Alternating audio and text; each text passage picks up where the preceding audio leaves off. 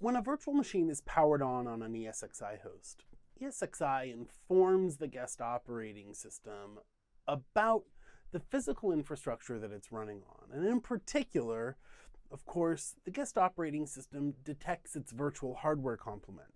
How many virtual CPUs, how much virtual memory, and so on. But it also detects the specific model number of the CPU that it's running on. This way, the guest operating system and its applications can take full advantage of all of the features of that particular CPU. Now, what would happen in a virtual machine if it should be powered on a host with one set of CPUs and migrated with vMotion to an ESXi host with a completely different set of CPUs? Well, there's no read detection process, and certainly applications running in that virtual machine that expected one CPU to be in place and find something different can cause problems. We can have issues in that particular case. So enhanced vMotion compatibility, which is a feature that we can add to a cluster or to a virtual machine, can help us to mitigate some of those issues that would occur if I have a virtual machine running on one ESXi host with one set of CPU features, and we migrate it to another ESXi host with a different set of CPU features. Let's dive in and have a look at enhanced vMotion compatibility. We'll look at, first of all, what enhanced vMotion compatibility is designed to do. We'll learn how we configure it on a cluster, and then we'll look at per virtual machine EVC and how that works as well with vMotion. So of course there are some constraints in terms of the source and the destination hosts when it comes to vMotion. These feature sets that exist within the virtual machines, within the CPUs, need to be very similar, if not identical, between hosts. Let's look at some of these things. Now, in terms of clock speeds, cache sizes, the presence or absence of hyperthreading, the number of cores that exist in a system, that does not need to be identical from source to destination host, because after all, we're actually virtualizing the CPU and only showing a virtual machine exactly what we want to show it.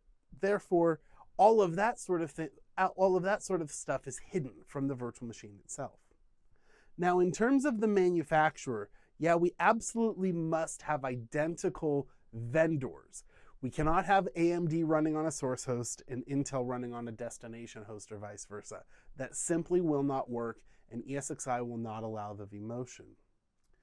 Now, when it comes to the extra instruction sets, these are the features of CPUs that go beyond simply the 32-bit x86 or 64-bit instruction sets that are native to all of these CPUs. Well, some CPUs have a certain list of features and other CPUs have a different list of features. If your virtual machines detect this list of features and pass those features along to the applications then begin to use those features. Things like SSE, multimedia instructions, things like AES-NI encryption feature sets. Those are available to an application, and then we migrate that virtual machine to a host that doesn't have that same set of features. We can run into problems with the applications running in those VMs. So this is what enhanced vMotion compatibility can sort of hide or mask from virtual machines where there are feature sets that are not common between all of the CPUs in a cluster. This is what enhanced vMotion compatibility does. Now, when it comes to the hardware virtualization assist feature, this is absolutely required for vSphere 6.7 and vSphere 7. So ESXi must have these available to it. They are a feature set that comes with the CPUs. Both AMD and Intel have hardware virtualization assist features. Okay?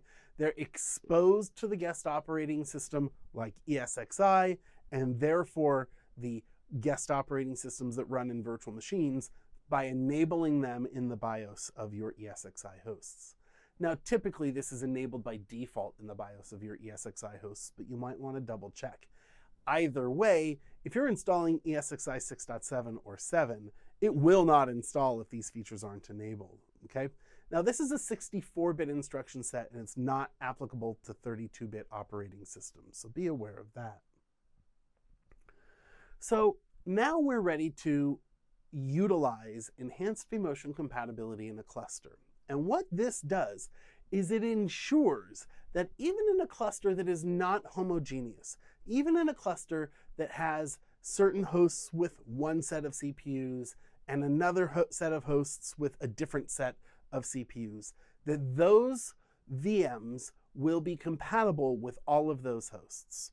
What it does is it looks at the list of features that are available on the CPUs, allows you to select the baseline, what is the least common denominator set of features between all of these hosts, and then hide from the guest operating systems any extra features that are not found on all of the hosts. So you're going to create a baseline that represents the lowest common denominator, or the oldest generation CPU, whether it's Intel or AMD. And you'll select it in a pull down. We'll show you in the next slide. At this point, all of the features that are common between those hosts will be available to the applications running in the virtual machines, and those features that don't exist on all of those hosts will be hidden.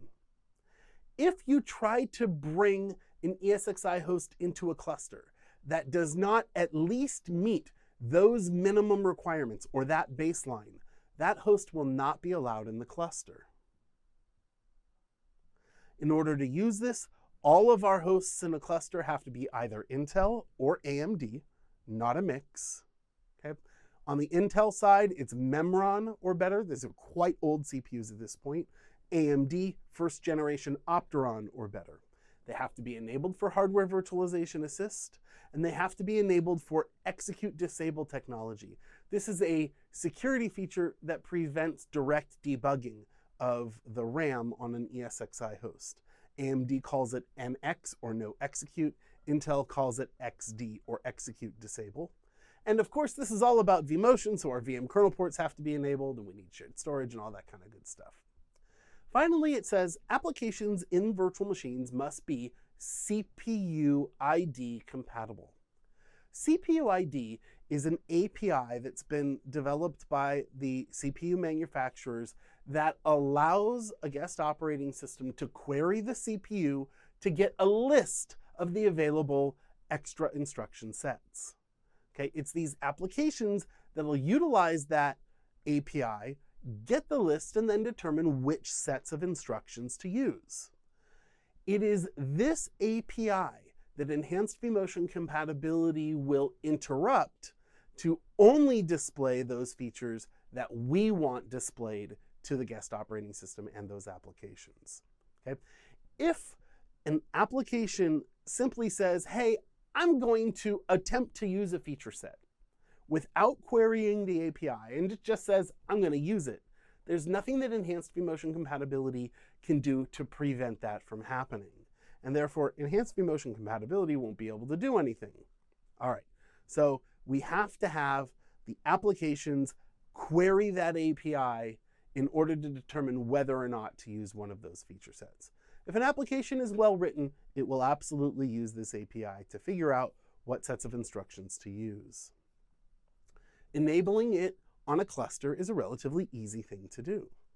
Edit the settings of a cluster by going to Configure on that cluster and then selecting VMware EVC. Then you'll choose either to disable it or enable it for Intel hosts or AMD hosts, and then choose the CPU features or the CPU generation that is the least common denominator between all of the hosts.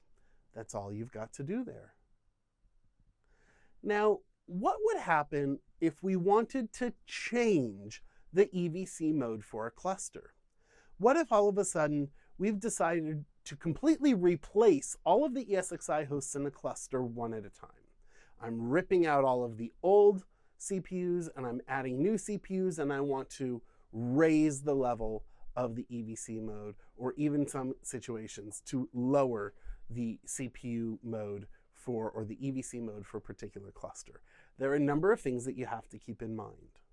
Okay, now, if all of the hosts in a cluster are compatible with a newer EVC mode, you can simply change the EVC mode for the cluster. Okay? You can also enable a particular EVC mode for a cluster that does not have EVC enabled. Okay? You can raise the mode or you can lower the mode, but the virtual machines themselves have to be in a particular power state when you want to do this. Now, if you want to raise the EVC level to a baseline that has more features, your running virtual machines can remain powered on, but the new features will not be made available to those virtual machines until the VMs are powered off and powered back on. This is not about suspending, okay? This is not suspending and resuming. This is actual full power off on a VM. It powers back on, detects the new hardware, okay? If you want to lower the CPU baseline and have fewer features, you need to power off virtual machines if they're powered on and they are running at a higher EVC mode. So in that case, all of the VMs in that cluster must be powered off before you lower the EVC mode, then you can power on the VMs once that's done. Now, this can cause, obviously, issues in an environment where you don't want to take any downtime in any of your virtual machines. So try to avoid lowering the EVC mode if at all possible. One final feature that we have here is an individual virtual machine's EVC mode. Enhanced vMotion compatibility was initially a feature of a cluster, and all of the virtual machines that are running in a particular cluster had the mode that was set on the cluster. But ever since VMware started developing this technology of hybrid data centers, where you're moving a virtual machine from a private data center to a public data center, it may be that in the public cloud, we really don't know what the CPUs are in those hosts. And so in order to support this, we thought, let's enable this mode for a particular virtual machine to be able to override that mode, okay? So you can apply then more granular definitions on a per VM basis for EVC, okay? This requires vSphere 6.7 or later, because this is when this feature was introduced, okay?